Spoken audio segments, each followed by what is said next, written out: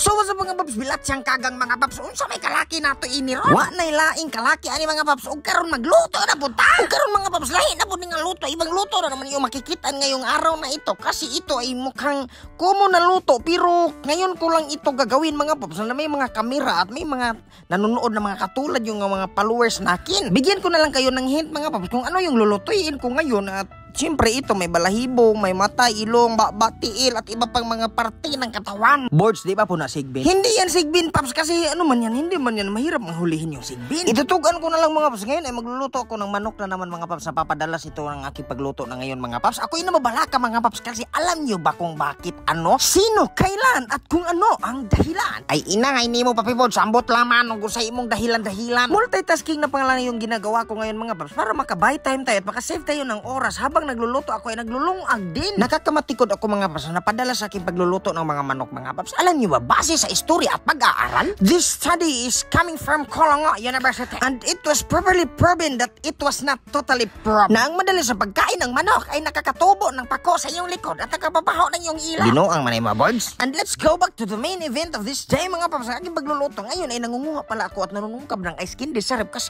sa sobrang init ng panahon mga paps. And I was, it seems that I was grilled in a very, very hot ule. And it is very obvious that my skin is napagod. Walang halong tinuplok mga paps. Ang ice candy talaga ay nakakatulong upang maibsan ang kauhaw ng gibati ng ating tutunan. Bilat siyang kagang mga paps. Hapit ako malilipat na hinakalimutan ko pala nga ilunod ang aking tanglad sa mga karne-karne para manimaho naman siya at mawala ang lansa at ang mga amoy-amoy ng mga karning manok. Nakakatulong kasi ang tanglad mga paps at ang kanyang luyan na mawala ang kanyang mga Ngayon mga paps, kilala niyo man siguro yung kasama ko siya yung videographer ko ngayon si Sakibi ay nanunungkab rin ng ice candy mga paps kasi nakabati rin siya ng kanyang uho at naiibog siya sa pagsupsup ko ng ice candy kanina. Halata ko naman siya na naiibog siya mga paps kasi habang nagbibideo siya sa akin nagtiyon-tiyon ng kamera ay nagpatulon-tulon siya kaya kumuha din. Boards, basig latan na nimong manok diha. At dahil sobrang gahi pa ng aking manok na nilatan mga paps ay hayaan nyo akong isigwi ko kayo sa aking mini garden na tinanom ko na alugbati at anggalay. Nung pagpalit ko kasi sa kanila mga paps na nagaganahan ako kasi madadag ko ang kanilang mga punuan at ngayon ay pagkakuha ko sa kanilang mga dahon na sinagol ko sa tinula at iba pang mga luto ay nasasayangan ako at naluluoy man ako sa kanilang mga katawan pag inalalabay ko lang. Meet Nigger mga paps! Siya si Nigger, ang iring na tulad ng aking pani. Siya si Nigger the Black Panther. At dahil sa hilig ng aking iring mga paps ay napagtanong-tanong ko kung sino talagang unang Bisaya na nakahingalan nito og iring ang ingalan. Pwede na magdagang ibang laing mga terminolohiya mga paps pero bakit iring talaga ang term? Pwede naman tawagin niyang ilaga. Ngayon pala mga paps ay gusto ni Pukang na magkuwal-kuwal sa manok kaya hinayaan ko muna siyang magkuwal-kuwal at magkakuha na yung reaction kung ano ba ang reaksyon ng kanyang mga pagkuwal. Ngayon mga paps ay dahil hindi siya mahilig sa iring kasi natatakot man siyang mapaakan kasi kuno ang iring may malala at may rabies yan kaya muraka talagang hindi siya sa mga iring, hindi siya mahilig kasi may babalahibo kasi mag-ubo-ubo din siya tapos may mga kuto-kuto kuno pero wala man yang kuto si Black Panther mga paps, si Nigger. Kaya ayun, sinubukan kong itugpo sa kanya pero hindi talaga niya kayang magkugos ng iring kaya gusto na niya kumugos ng mga aso yung gusto niya mga paps eh.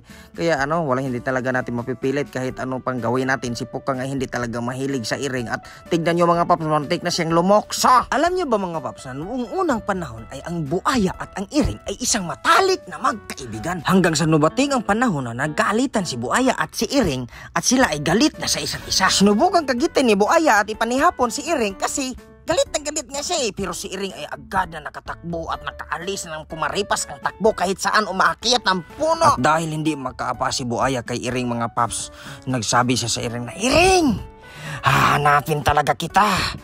Kahit tai mo ay aking kakainin." Kaya iyon nagsimula na kung malibang ang iring ay tinatabunan niya para hindi manimaho at hindi makita ni buaya. Taysano, baling layo amo kang malayo na tayo nang inaabot ang ating istorya mga paps kung saan-saan lang tayo nagpupunta. Balik na tayo sa ating manok na. At dahil nabalakan na kami mga paps kung bakit hindi talaga malalata ang manok, baka senior citizen ito or baka bakit magahi talaga ang tagal-tagal nitong malata mga paps. Iba't ibang uri ng teknik at orasyon ang aming ginagamit yan mga paps para malata talaga ng madali ang manok kasi gutom na gutom, nangungurog naman ang aking bukton mga paps. Yan talaga ang sign nga pag nanungurog aking bukton ay gutom na ako. At dahil hindi na ako makahulat mga paps kay mukhang humok naman ay binubo ko na ang dili kayo medyong ispisong tuno mga paps. Ngayon pala mga paps ay ang lutuin ko talaga kay hindi man ko nasulti ganyan kay marami man tayong marites. Ang lutuin ko pala ay ginataang manok na Bisaya pero diniininse kay Bisaya lagi. Pag siknit ko kasi sa manok sa aming silimangan mga paps ay pag siknit ko ay nagsabi man siya nga agay. Kaya Bisaya pag nagsabi niyong nihaw Pag nagsabi yung nihaw, inchik talaga. Pagbukal ng unang gata mga paps, ay idinugan ko naman ang pinaka-espisong gata mga paps. At yan, makikita nyo naman, pinaka-espisong mga paps, makikita nyo sa sabaw na sobrang creamy na, nag-creamy na, at kunting-kunti na lang napabukal natin, ay pwede na nating haunin. Kaya minabuti na lang manipukang na kuwal-kuwali niya. Tingnan nyo mga paps, nabubungkag na yung tanglad sa kakadugay na aming paglata at sa pagkuwal-kuwal. Kaya pagkatapos ng lahat mga paps, pagtimpla ko ng katapusang timpla, ay tiniluan ko mga paps, at ayun mo kang pasok na mga paps. Ano pang hintayin natin mga paps? Idugang na natin yung kalamasan sa kinabuhi dyan mga paps, at kuwal-kuwalin para magubot og samot ang tanglad. Kuwal-kuwalin yung mga paps para talaga kanyang lasa na sa mga bawat unod at bawat bukog ng mga manok at bawat lamas at bawat mga sagol-sagol natin dyan mga paps, ay mag-distribute na talaga lahat ng lasa at mga gata-gata dyan mga paps na bukal-bukal. Wala nang ibang chichiburitsi, wala nang ibang hulatin at lalalatan mga paps, ay hinahaon ko na ang aking niluto nga ginataang manok, kasi mukhang 3 minutes na lang. Pag hindi ako nakakain mga paps, ay mabubuang na talaga ako mga paps. Kaya pagkatapos kong karin siya sa yahong mga paps, ay kinuha ko na kayong mga unod at mga sagol-sagol ng mga sayuti mga paps, para matikman ko kung gaano ka talaga ang lasa. Ano ba talaga man timingan ba ni akong luto ron? Di ba kani madawat na makaintawan sa itong ginawaan?